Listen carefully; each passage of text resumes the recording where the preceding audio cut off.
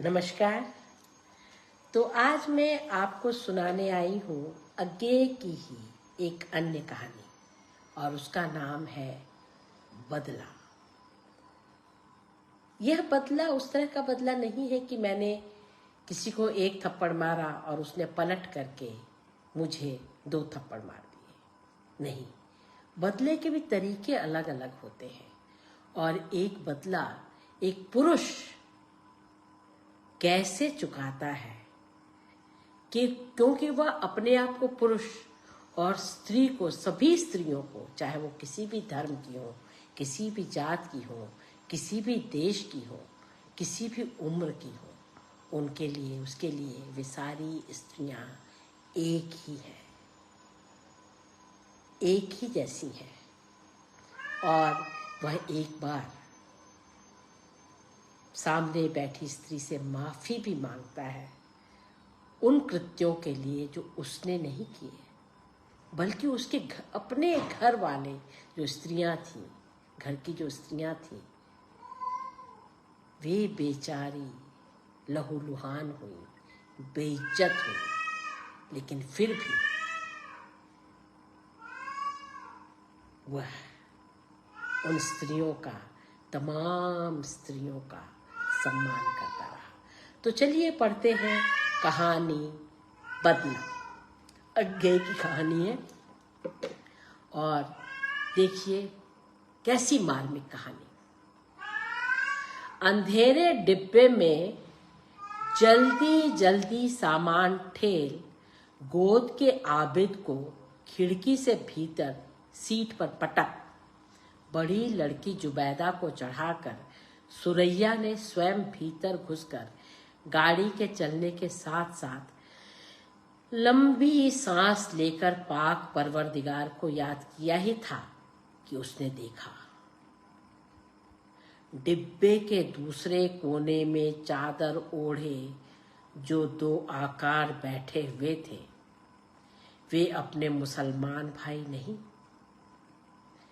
सिख थे। चलती गाड़ी में स्टेशन की बत्तियों से रह रहकर जो प्रकाश की झलक पड़ती थी, उसमें उसे लगा उन सिखों की स्थिर अपलक आंखों में अमानुषी कुछ है। उनकी दृष्टि जैसे उसे देखती है, पर उसकी काया पर रुकती नहीं, सीधी भेदती हुई चली जाती है और तेज धार सा एक अलगाव उनमें है जिसे कोई छू नहीं सकता। छुएगा तो कट जाएगा। रोशनी इसके लिए काफी नहीं थी, पर सुरैया ने मानो कल्पना की दृष्टि से देखा कि उन आंखों में लाल लाल डोरे पड़े हुए हैं और वह डर से सिहर गई। पर गाड़ी तेज चल रही थी। अब दूसरे डिब्बे में जाना असंभव था। कूद पड़ना एक उपाय होता, किंतु उतनी तेज गति में बच्चे कच्चे लेकर कूदने से किसी दूसरे यात्री द्वारा उठाकर बाहर फेंक दिया जाना क्या बहुत बदतर होगा। यह सोचती और ऊपर से झूलती खतरे की चेन के हैंडल को देखती हुई वह अनिश्चित सी बैठ गई। आगे स्टेशन पर देखा जाएगा। एक स्टेशन तक तो कोई खतरा नहीं है, कम से कम अभी तक कोई वारदात इस हिस्से में हुई नहीं है। आप कहाँ तक जाएंगे? सुरैया चौंकी। बड़ा सिख पूछ रहा था। कितनी भारी उसकी आवाज थी, जो शायद 2 स्टेशन बाद उसे मारकर ट्रेन से बाहर फेंक देगा। वह यहाँ उसे आप कह करके संबोधित करे, इसकी विडंबना पर वह सोचती रह गई और उत्तर में देर हो गई। सिख ने फिर पूछा, आप कितनी दूर जाएंगी? सुरैया ने बुर्का उठाकर पीछे डाल रखा था। सहसा उसे मुंह पर खींचते हुए, इटावे जा रही हूं।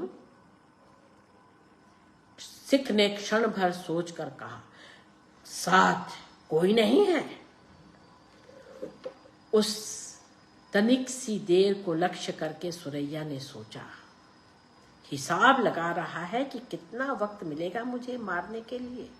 या रब, अगले स्टेशन पर कोई और सवारियां आ जाए और साथ कोई जरूर बताना चाहिए, उससे यह शायद डरा रहेगा। यद्यपि आजकल के जमाने में यह सफर में साथ क्या, जो डिब्बे में साथ ना बैठे। कोई छुरा भौंक दे तो अगले स्टेशन तक बैठी रहना कि कोई आकर खिड़की के सामने खड़ा होकर पूछेगा, किसी चीज की जरूरत तो नहीं। उसने कहा, मेरे भाई हैं दूसरे डिब्बे में। आबिद ने चमक कर कहा, कहा मां? मामू तो लाहौर गए हुए हैं ना? सुरैया ने उसे बड़ी जोर से डपट कर कहा, चुप रह। थोड़ी देर बाद सिख ने फिर पूछा, इटावे में आपके अपने लोग हैं? हाँ। सिख फिर चुप रहा।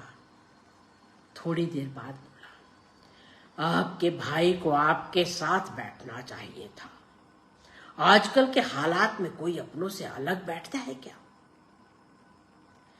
सुरैया मन ही मन सोचने लगी कि कहीं कमबख्त ताड़ तो नहीं क्या कि मेरे साथ कोई नहीं है। सिख ने मानो अपने आप से ही कहा, पर मुसीबत में किसी का कोई नहीं है, सब अपने ही अपने हैं। गाड़ी की चाल धीमी हो आई। छोटा स्टेशन था। सुरैया असमंजस में बैठी थी कि उतरे या बैठी रहे। दो आदमी डिब्बे में और चढ़ाए और सुरैया के मन ने तुरंत कहा, हिंदू? और तब वह सचमुच और भी डर गई और थैली पोटली समेटने लगी। सिख ने कहा, आप क्या उतरेंगी? सोचती हूं भाई के पास जा बैठूं। क्या जीव है इंसान की ऐसे मौके पर भी झूठ की टट्टी की आड़ बनाए रखता है, और कितनी झीनी आड़, क्योंकि डिब्बा बदलवाने भाई स्वयं ना आता। आता कहां से हो जब ना। सिख ने कहा, आप बैठे रहिए, यहां आपको कोई डर नहीं है। मैं आपको अपनी बहन समझता हूं और इन्हें अपने बच्चे। आपको अलीगढ़ तक ठीक ठीक मैं पहुंचा दूंगा, उसके आगे खतरा भी नहीं है। और वहां से आपके भाई बंद भी गाड़ी में आ ही जाएंगे। एक हिंदू ने कहा, सरदार जी जाती हो तो जाने दो, आपको क्या। सुरैया सोच न पाई कि सिख की बात को और इस हिंदू की टिप्पणी को किस अर्थ में ले, पर गाड़ी ने चलकर फैसला कर दिया और वह बैठ गई। हिंदू ने पूछा, सरदार जी आप पंजाब से आए हो? जी। कहाँ है आपका घर? शेखपुरे में था, अब यहीं समझ लीजिए। यहीं क्या मतलब? जहां मैं हूं वही घर है, रेल के डिब्बे का कोना। हिंदू ने स्वर को कुछ संयत कर, जैसा गिलास में थोड़ी सी हमदर्दी उड़ेल कर सिख की ओर बढ़ाते हुए कहा, तब तो आप शरणार्थी हैं। सिख ने मानो गिलास को जी मैं नहीं पीता कहकर ठेलते हुए एक सूखी हंसी हंसकर कहा, जिसकी अनुगूंज हिंदू महाशय के कान नहीं पकड़ सके। जी। हिंदू महाशय ने तनिक और दिलचस्पी के साथ कहा, आप लोगों के घरों के लोगों पर तो बहुत बुरी बीती होगी। सिख की आंखों में एक पल के अंश भर के लिए अंगार चमक गया, पर वह इस दाने को चुगने को तैयार न था। चुप रहा। हिंदू ने सुरैया की ओर देखते हुए कहा, दिल्ली में कुछ लोग बताते थे वहां उन्होंने क्या क्या जुल्म किए। वहां हिंदुओं और सिखों पर बहुत जुल्म किए। कैसी कैसी बातें वे बताते थे, क्या बताऊं। जुबान पर लाते शर्म आती है। औरतों को नंगा करके। सिख ने अपने पास पोटली बनकर बैठे दूसरे व्यक्ति से कहा, काका तुम ऊपर चढ़ के सो रहो।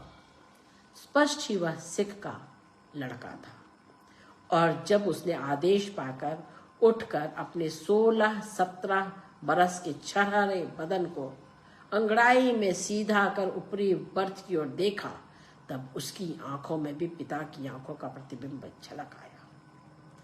वह ऊपरी बर्थ पर चढ़कर लेट गया। नीचे सिख ने अपनी टांगें सीधी की और खिड़की के बाहर देखने लगा।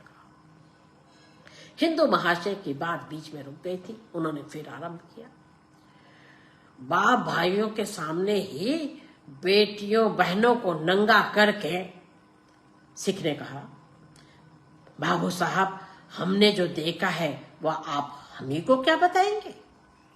इस बार वह अनुगूंज पहले से भी स्पष्ट थी, लेकिन हिंदू महाशय ने अब भी नहीं सुनी। मानो शह पाकर बोले, आप ठीक कहते हैं। हम लोग भला आपका दुख कैसे समझ सकते हैं। हमदर्दी हम कर सकते हैं, पर हमदर्दी भी कैसी जब दर्द कितना बड़ा है यही ना समझ पाए। भला बताइए, हम कैसे पूरी तरह समझ सकते हैं कि उन सिखों के मन पर क्या बीती होगी जिनकी आंखों के सामने उनकी बहू बेटियों को नंगा। सिख ने संयम से कांपते हुए स्वर में कहा, बहू बेटियां सबकी होती हैं बाबू साहब। हिंदू महाशय तनिक से अप्रतिभ हुए कि सरदार की बात का ठीक आशय उनकी समझ में नहीं आ रहा, किंतु अधिक देर तक नहीं बोले। अब तो हिंदू और सिख भी चेते हैं, बदला लेना बुरा है, लेकिन कहां तक कोई सहेगा। इस दिल्ली में तो उन्होंने डटकर मोर्चे लिए हैं और कहीं कहीं तो ईंट का जवाब पत्थर से देने वाली मसल सच्ची कर दिखाई है। सच पूछो तो इलाज भी यही है। सुना है करोल बाग में किसी मुसलमान डॉक्टर की लड़की को। अब की बार सिख की वाणी में कोई अनुगूंज नहीं थी, एक प्रकट और रड़कने वाली रुखाई थी। बोला, बाबू साहब औरत की बेइज्जती सबके लिए शर्म की बात है। और बहन, यहां सिख सुरैया की ओर मुखातिब हुआ, आपसे माफी मांगता हूं कि यह सब आपको सुनना पड़ रहा है, माफ कर दीजिए। हिंदू महाशय ने अचकचा कर कहा, क्या मैंने इनसे थोड़े ही कुछ कहा है। फिर मानो अपने को कुछ संभालते हुए और ढिठाई से कहा, ये आपके साथ है। सिख ने और भी रुखाई से कहा, जी अलीगढ़ तक मैं पहुंचा रहा हूं।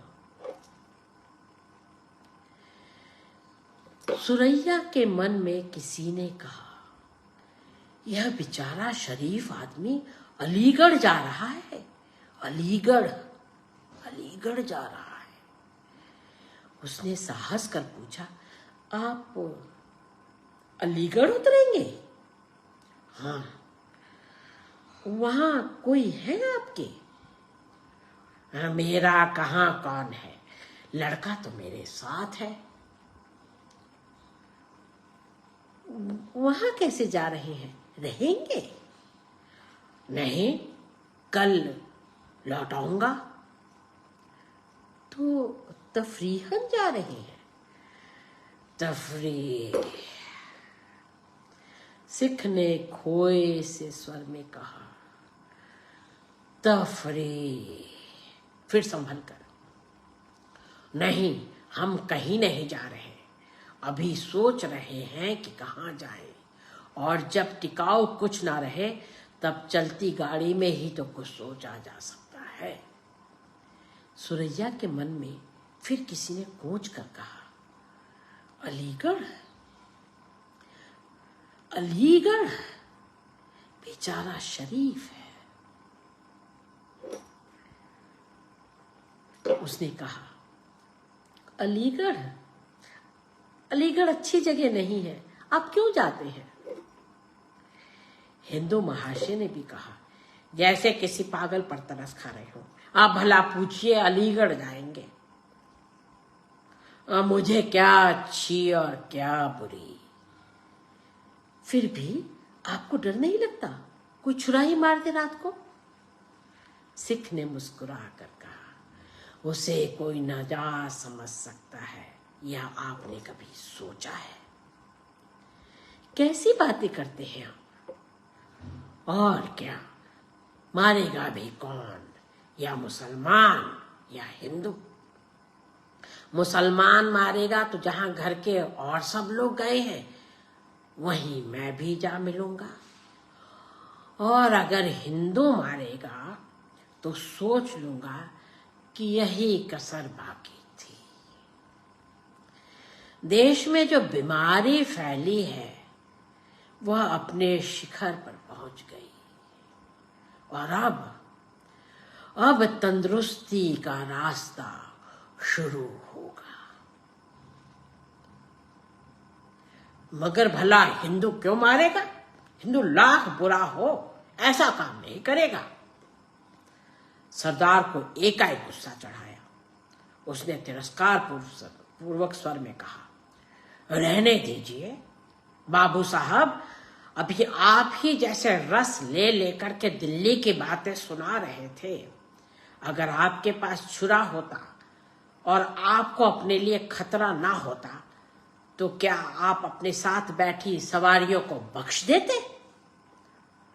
इन्हें या मैं बीच में पड़ता तो मुझे? हिंदू महाशय कुछ बोलने के लिए हुए, पर हाथ के अधिकारपूर्ण इशारे से उन्हें रोकते हुए सरदार ने कहा, अब आप सुनना ही चाहते हैं तो सुन लीजिए कान खोलकर। मुझसे आप हमदर्दी दिखाते हैं कि मैं आपका शरणार्थी हूं। हमदर्दी बड़ी चीज है, मैं अपने को निहाल समझता अगर आप हमदर्दी देने के काबिल होते।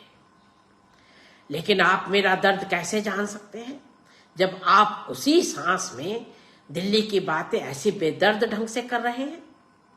मुझसे आप हमदर्दी कर सकते होते, उतना दिल आप में होता तो जो बातें आप सुनाना चाहते हैं उनसे शर्म के मारे आपकी जुबान बंद हो गई होती, सिर नीचा हो गया होता। औरत की बेइज्जती है, वह हिंदू या मुसलमान की नहीं, वह इंसान की मां की बेइज्जती है। शेखपुरे में हमारे साथ जो हुआ सो हुआ, मगर मैं जानता हूं कि उसका बदला मैं कभी नहीं ले सकता, क्योंकि उसका बदला लिया ही नहीं जा सकता। मैं बदला दे सकता हूं, और वह यही कि मेरे साथ जो हुआ है वह और किसी के साथ ना हो। इसलिए दिल्ली और अलीगढ़ के बीच इधर उधर लोगों को पहुंचाता हूं। मेरे दिन भी कटते हैं और कुछ बदला चुका भी पाता हूं। और इसी तरह अगर किसी दिन कोई मार देगा तो बदला पूरा हो जाएगा, चाहे मुसलमान मारे चाहे हिंदू। मेरा मकसद तो इतना है कि चाहे हिंदू हो, चाहे सिख हो, चाहे मुसलमान हो, जो मैंने देखा है वह किसी को ना देखना पड़े और मरने से पहले मेरे घर के लोगों की जो गति हुई वह परमात्मा न करे कि किसी की बहू बेटियों को देखनी पड़े।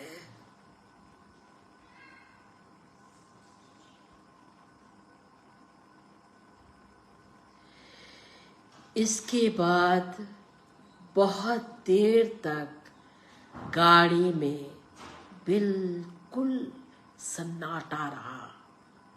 अलीगढ़ के पहले जब गाड़ी धीमी हुई तब सुरैया ने बहुत चाहा कि शुक्रिया कह दे सरदार जी को, पर उसके मुंह से भी बोल नहीं फूटा।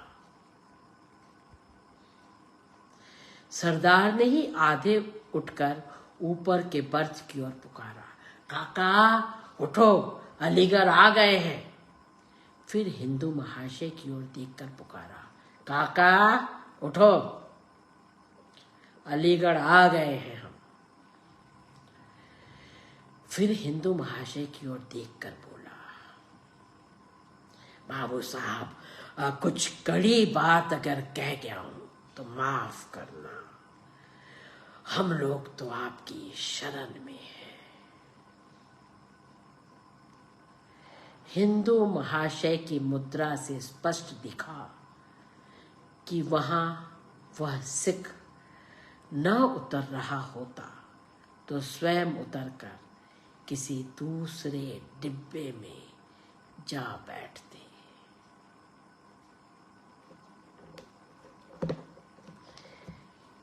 ऐसा हृदय परिवर्तन हो, ऐसे श्रम का संचार हो, बदले की ऐसी नियत हो कि बदले की परिभाषा ही बदल जाए,